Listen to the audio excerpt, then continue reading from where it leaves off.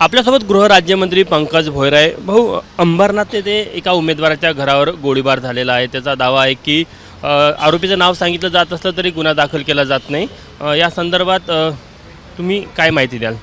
नाही, मधातल्या काळामध्ये काही घटना काही ठिकाणी घडल्या ह्या संदर्भात ज्या ठिकाणी तक्रारी प्राप्त झालेल्या आहे त्याच्यावरती चौकशी चालू आहे आणि जेही कोणी गुन्हेगार असतील त्यांच्यावर सक्त कारवाई करण्यात येईल। काल रात्रीची घटना आहे अंबरनाथमध्ये, जिथे उमेदवाराच्या घरावर गोळीबार झालेला आहे। नाही, अशा पद्धतीची घटना होणे अपेक्षित नाही आहे। ज्या कोणी यांनी अशा पद्धतीचं काम केलं असेल, कृत्य केलं असेल, त्यांच्यावर कठोरातली कठोर कारवाई करण्याचे निर्देश त्या ठिकाणी देण्यात आलेले आहेत। आणखी एक महत्त्वाचा प्रश्न की कालच आपण बघितलं की चंद्रपूरमध्ये एका शेतकऱ्यांनी सावकाराच्या त्रासाला जाचून कंटाळून किडनी विकलेली होती।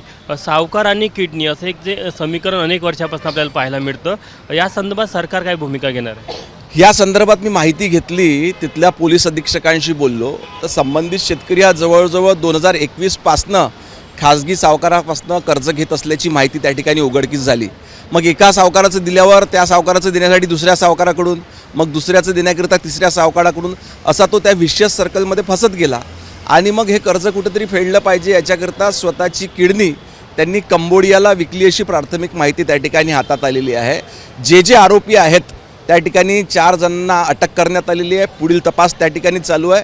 परंतु ह्या पद्धतीनं जर का कोणी किडनी संदर्भातलं रॅकेट चालवत असेल आणि त्याच्यामध्ये आमच्या राज्यातल्या शेतकऱ्यांचा, बळीराजाचा जर का ह्या पद्धतीनं वापर होत असेल तर याच्यावर कठोर कारवाई करण्यात येईल। याआधी अकोल्यामध्ये देखील असे प्रकार पुढे आले की कर्जबाजारी शेतकऱ्यांना हेरून त्यांना किडनी विकण्यास भाग पाडलं जातं।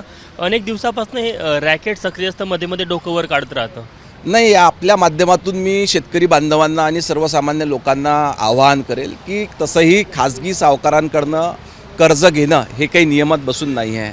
आपल्याला ज्यावेळेस रकमेची आवश्यकता, आपण जिल्हा मध्यवर्ती सहकारी बँका किंवा इतर ठिकाणी कर्ज आपण त्या ठिकाणी घेऊ शकतो, परंतु खाजगी सावकारांकडून कर्ज घेणं हे कधीही कुठल्याही कुटुंबाला परवडणारं नाही आहे। कारण त्यांचे चक्रवाढ पद्धतीनं व्याज त्या ठिकाणी देणे याच्यामुळे अनेक सर्वसामान्य लोकांनी, शेतकरी अडचणीत येत असतात।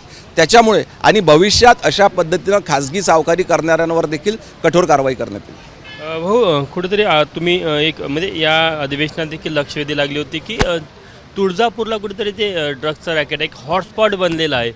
काय नेमकं हे प्रकरण आहे? म्हणजे या माध्यमातून कुठेतरी तुळजापूर देवस्थान असेल किंवा तुळजापूर शहराची प्रतिमा मलिन करण्याचा तर प्रयत्न होत नाही? नाही, मागील काळामध्ये जे लोक तुळजापूरला दर्शनाकरता येतात त्यांच्यातली काही मंडळी त्या ठिकाणी ड्रग्सचं संगोपन करतात किंवा ड्रग्ज बाळगतात अशा पद्धतीची तक्रार मिळाली होती। पोलिसांनी त्याच वेळेस कारवाई केली आणि काही प्रमाणात त्या ठिकाणी साठा देखील बरामद झाला होता। त्यांच्यावर पूर्णपणे कारवाई करण्यात आलेली आहे।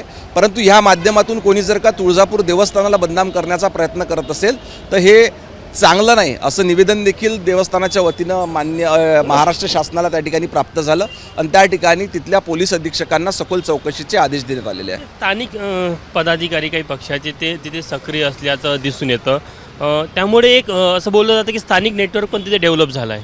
नाही, त्यामध्ये स्थानिक असो किंवा बाहेरचं असो, जे कोणी गुन्हेगार असतील त्यांच्यावर निश्चितपणे सक्त पद्धतीनं कारवाई करण्यात येईल। आणखी एक शेवटला प्रश्न, बाजारी शेतकऱ्यांचा नेहमी प्रश्न आहे की सावकारांच्या दारामध्ये जावं लागतं। जिल्हा बँका अशा आहे की एक पर्याय त्यांच्याकडे असतो, पण तो मर्यादित स्वरूपाचा असतो। या संदर्भात पुढील काळात काही भूमिका किंवा काही निर्णय घेतले जाईल का? नाही, आपण बघितलं की आता अतिवृष्टीमुळे आपल्या राज्यातला शेतकरी मोठ्या प्रमाणात अडचणीत आला होता। 32,000 कोटी रुपयाचं मोठं आर्थिक पॅकेज त्या ठिकाणी माननीय मुख्यमंत्री महोदयांनी संपूर्ण राज्यातल्या शेतकऱ्यांकरता त्या ठिकाणी दिलं। त्याच पद्धतीने इतर अनेक योजना आपण शेतकऱ्यांकरता सुरू केलेल्या आहे आणि राबवितो आहे। या ठिकाणी जर का अजून कुठल्या पद्धतीचं अधिकचं कर्ज शेतकऱ्यांना हवं आहे तर निश्चितपणे त्या पद्धतीची तरतूद येणाऱ्या काळामध्ये उपलब्ध करून देण्यात येईल। संजय राऊत यांनी निवडणूक आयोगाला हरामखोर म्हणून अशा प्रकारचा उल्लेख केलेला आहे। जर का या संदर्भात कोणाची तक्रार आली तर गुन्हा दाखल केला जाईल का? नाही, निवडणूक आयोग ही एक स्वतंत्र स्वायत्त संस्था आहे। त्याच्यावर असं कोणी ह्या पद्धतीनं चुकीच्या पद्धतीनं ताशेरे ओढले नाही पाहिजे आणि ह्या पद्धतीचा शब्दप्रयोग करून एखाद्या स्वायत्त संस्थेचा, जी आपल्या देशातली एक नामांकित स्वायत्त संस्था आहे, त्याच्यावरती ह्या पद्धतीनं ताशेरे ओढणं योग्य नाही। जर कोणी तक्रार केली तर गुन्हा दाखल केला जाईल? निश्चितपणे त्या ठिकाणी तक्रार जर प्राप्त झाली तर चौकशी करून गुन्हा दाखल करण्यात येईल। तर होते गृहराज्यमंत्री पंकज भोयर। कॅमेरामॅन मिथुन आदमनेसह तुषार कोहळे, एबीपी माझा, नागपूर। एबीपी माझा, उघडा डोळे बघा नीट।